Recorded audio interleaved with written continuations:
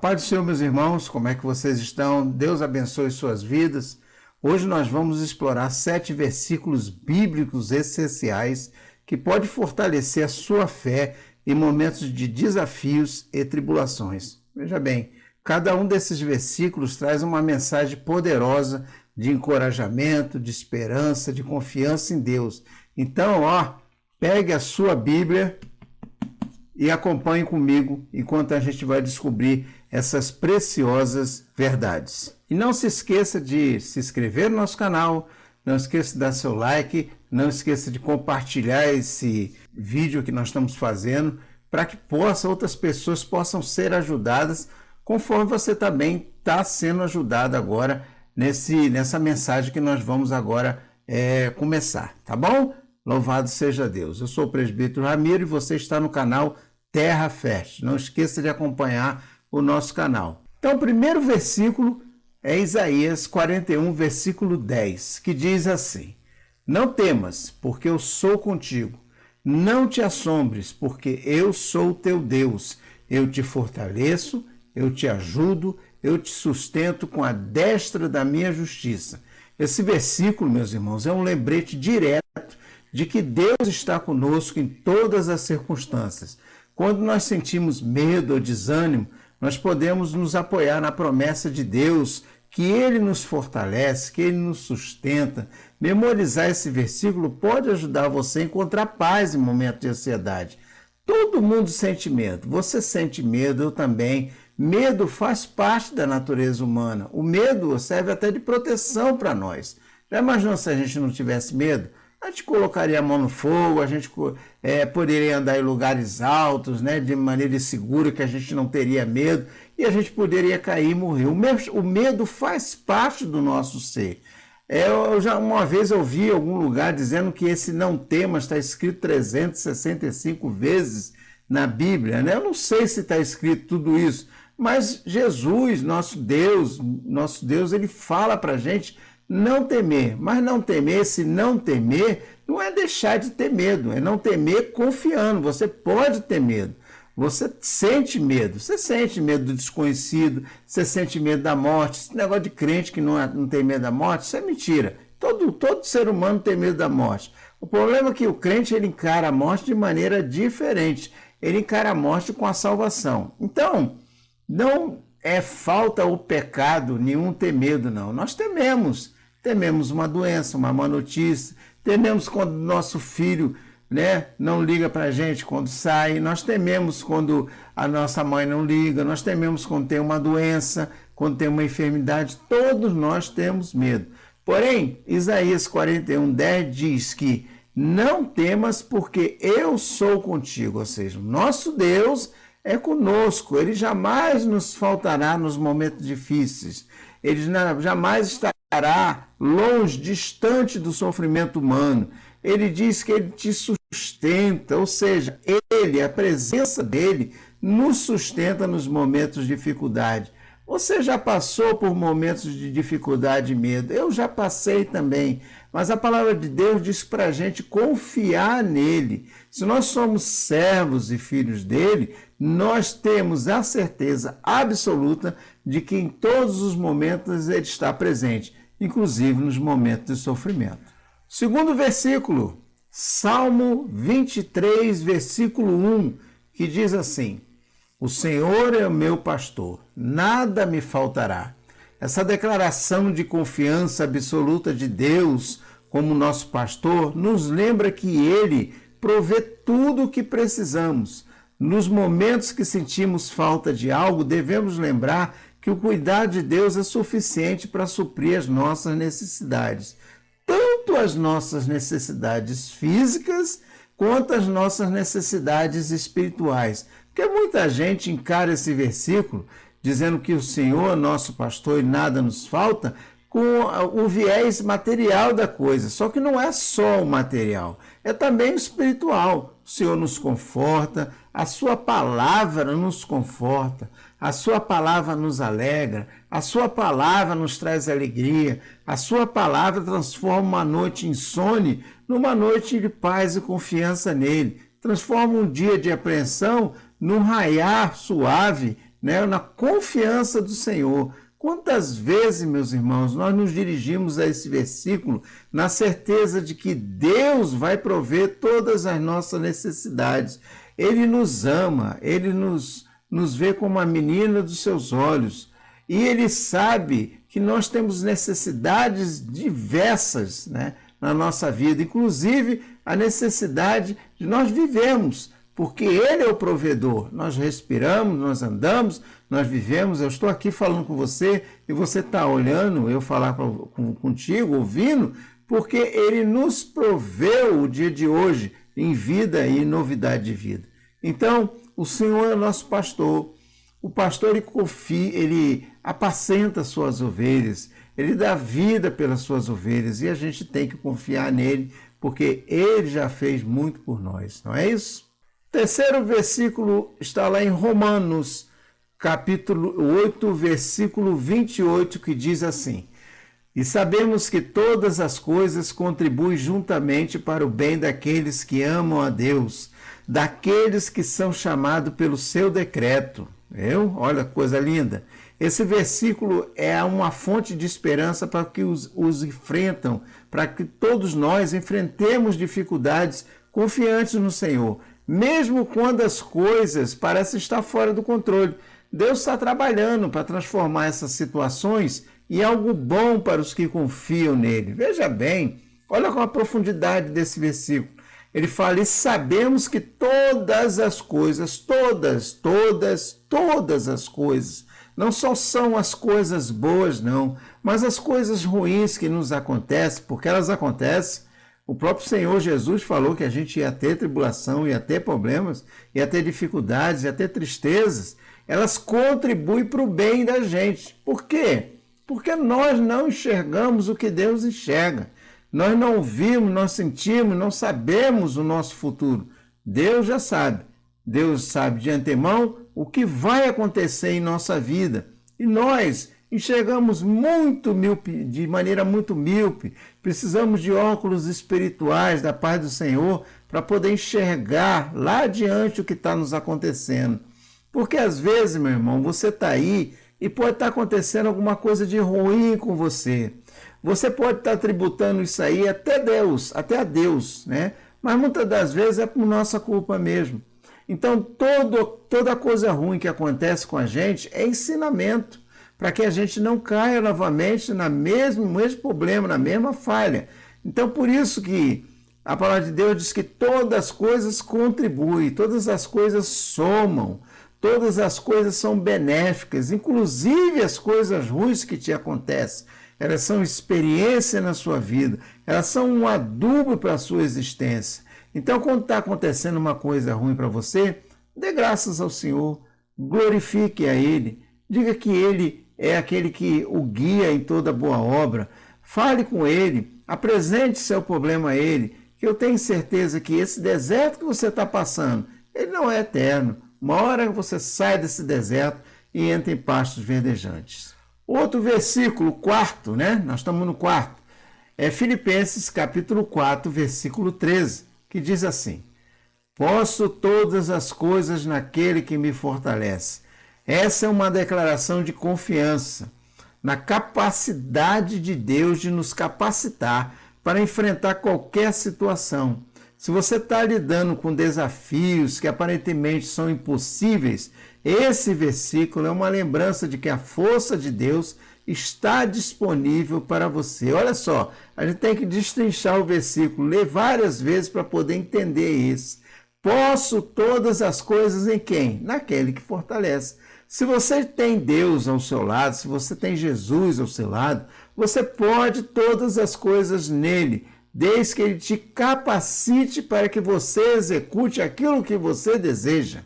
Veja bem, o desafio pode ser grande, meu irmão, mas o desafio não é intransponível, porque nós temos um Deus todo-poderoso e que jamais nos deixa só. Quando Josué estava lá naquela situação, vendo as muralhas de Jericó diante dele, parecia que o desafio era intransponível, porém Deus lhe deu estratégia, Deus lhe capacitou, Deus lhe deu a estratégia correta para fazer com que aquelas muralhas caíssem. Da mesma forma, quando antes ele foi transpor lá o Jordão cheio, as barrancas caindo, como é que uma pessoa, como é que milhões de pessoas iam transpor aquele Jordão, né, sem barco, sem nada? Deus lhe deu a estratégia, Deus lhe deu a confiança, Deus abriu as portas do seu entendimento para que ele conseguisse transpor aquele rio caudaloso naquele momento. Da mesma forma que Deus pode te dar estratégia, Deus pode te dar solução, Deus pode abrir o seu entendimento para que aquele problema, aquele desafio que você está enfrentando, que eu não sei qual é, mas você sabe qual é, ele possa ser derrubado, como aquelas muralhas também foram derrubadas naquele momento e Josué foi vitorioso. Se ele foi vitorioso, sendo um ser humano igual você e a mim, nós também podemos ser vitoriosos em Jesus, em todas as coisas nele, ele estando nesse negócio. O 5º versículo diz assim em Hebreus, capítulo 11, versículo 6. Ora, sem fé é impossível. Vou repetir, sem fé é impossível agradar a Deus. Existe alguma coisa impossível a Deus? Existe. Agradar a Ele sem fé. É impossível agradar a Deus sem fé. Por quê? Porque é necessário. Vou repetir. Ora, sem fé é impossível agradar a Deus, porque é necessário que aquele que se aproxima de Deus creia que Ele existe e que Ele é oh meu Deus, que nomezinho é esse? Galardoador dos que o buscam. Esse versículo destaca a importância da fé em nossa caminhada cristã. Crer em Deus é buscá-lo com diligência. É essencial para agradá-lo e experimentar suas bênçãos. Quando a gente fala fé, meu irmão, a gente não fala aquela fé sobrenatural, não. Aquela fé que movia montanhas, aquela fé que faz maravilha, não. Essa fé diária é uma fé diária, uma fé constante em nossa vida. Se você quer agradar a Deus, você tem que ter uma fé constante dia a dia. Não é aquela fé em que você tem que realizar coisas tão maravilhosas. A própria palavra de Deus, Jesus, falou que se a nossa fé for do tamanho de um grão de mostarda, mas que é fé, a gente pode pedir para o monte sair dali e se jogar no mar, ele se joga. Ou seja, a sua fé não precisa ser uma fé muito grande, mas ela precisa ser fé, porque a fé ela agrada a Deus. E quando ele é agradado, quando ele é glorificado pela sua fé, você realiza coisas aparentemente impossíveis, né? Por quê? Porque nosso Deus é um Deus do impossível, é um Deus que faz as coisas impossíveis. De acordo com a nossa fé, ele realiza aquilo que nós pedimos. Basta que nós tenhamos fé. Quando eu falo ter fé, eu não falo ter fé para aquilo que você já sabe que vai acontecer. É fé para aquilo que você não vê, porque a fé é o firme propósito das coisas que não se veem. Então, se você não vê, se você não consegue enxergar, mas mesmo assim você acredita, isso é fé. Seja para uma doença que aparentemente não tem cura, seja para algum objetivo que você quer da sua vida, seja alguma coisa que você quer na sua vida espiritual que aparentemente não vai se realizar, tudo isso é fé, meu irmão. A fé é o firme propósito. Então você tem que ter propósito de ter fé. E essa fé, quem te dá é a palavra de Deus. Quem te dá, meu irmão, é a oração. Quem te dá o jejum, quem te dá a consagração. Você está nele dia a dia, né? Está imerso, né? Cercado pelo Espírito Santo e confiar no seu poder. Agora vamos ao versículo 6. É o Salmo 46, versículo 1, que diz assim: Deus é o nosso refúgio e fortaleza, socorro bem presente na angústia. Quando a gente enfrenta crises e situações de angústia, nós podemos lembrar que Deus é o nosso refúgio. Olha que coisa maravilhosa. Só quem crê em Deus que tem Deus como seu refúgio, meu irmão. Esse versículo é uma promissão de que Ele é sempre o socorro em momentos de dificuldade. Já pensou, uma pessoa em momento de dificuldade, para quem ela vai apelar? Para quem ela vai se achegar? Ao homem? O homem é muito incapaz de resolver os seus próprios problemas. Imagina o problema dos outros, né? Mas Deus é o nosso refúgio. Quando as coisas estão ruins para a gente, quando as coisas estão difíceis para nós, quando a gente olha só um quadro negro diante da gente, a gente se refugia em quem? Em Deus. Deus é como aquela galinha que abre suas asas e acolhe os seus pintinhos embaixo dela no momento de chuva, de tempestade. Deus é aquele que é uma caverna de Adulão, né? Quando a coisa tá tão difícil para Davi, se lembra? Tão difícil, Davi encontrou a caverna de Adulão e ali encontrou refúgio para ele, para os seus companheiros. Deus é assim. Deus é uma caverna, Deus é um local de refúgio, um jardim secreto que a gente pode estar, né, abrigado, seguro, um abraço, um colo. Jesus é isso. Jesus é o nosso refúgio e mais ainda, ele é fortaleza para a gente. Nada derruba. Quando Deus está em nossa volta, meu irmão, pode vir tempestade, vulcão, terremoto, pode vir chuva, fogo, raios, trovoadas. Deus é uma fortaleza ao nosso redor. As coisas podem estar desmoronando à nossa volta, mas nós estamos com Deus. Ele nos ensina, né, que nós devemos confiar nele todos os dias da nossa vida. Você confia em Deus? Sua vida está atribulada, sua vida está quase aí caindo do precipício. Você dorme hoje, não sabe o que vai acontecer contigo amanhã. Confie em Deus, abraça esse Deus. Deus é o seu refúgio e fortaleza. O próximo versículo, que é o último, é o 7, né? Diz assim, Mateus, quase que eu não falei o versículo, vamos falar o versículo. Mateus capítulo 6, versículo 33, que diz assim, mas buscai primeiro o reino de Deus e a sua justiça, e todas estas coisas vos serão acrescentadas. Esse versículo nos ensina a nós, a mim e a você, a priorizar Deus em nossas vidas. Quando nós colocamos o reino de Deus em primeiro lugar, ele cuida do restante. Isso nos ajuda a manter o foco no que realmente importa e confiar que ele proverá. Veja bem, vamos destrinchar esse versículo. Buscai primeiro, primeiro o reino de Deus e a sua justiça.